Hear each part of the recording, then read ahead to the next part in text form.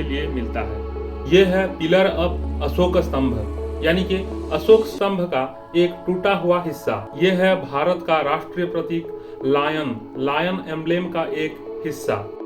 यह है कुछ पिलर स्ट्रक्चर्स। गौतम बुद्ध का टूटा हुआ एक मूर्ति, देवी तारा जी की एक मूर्ति। यह है महावीर जैन की एक मूर्ति। यह है ऋषभनाथ की एक मूर्ति जिनका एम्ब्लेम है सांड। यह है 10 भुजाओं वाले महिषामर्दिनी दुर्गा जी की एक मूर्ति। उसके बाद यह है इंद्राणी की मूर्ति और यहाँ पे चतुर्भुजा श्री दुर्गा देवी की मूर्ति। श्री विष्णु जी के 10 अवतारों में से एक अवतार था वराह अवतार। उसी तरह देवी बाराही की मूर्ति आप देख पा रहे होंगे। ये है स्वर्ग के देवता इंद्राणी देवी की मूर्ति।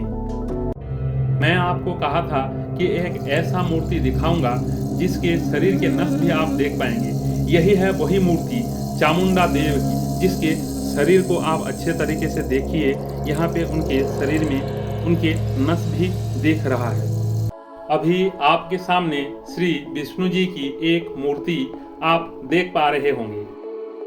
अभी आपके सामने श्री गोपीनाथ जी की एक मूर्ति देख पा रहे होंगे।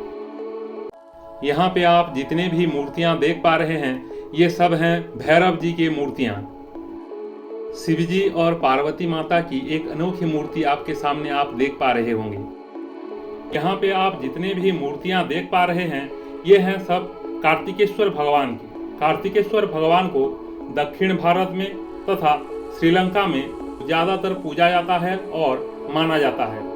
अभी आपके सामने आप जो मूर्तियां देख पा रहे हैं, आपके लेफ्ट साइड में जो मूर्ति है वो है गंगा जी की, और आपके राइट साइड में जो मूर्ति है वो है यमुना देवी की मूर्ति।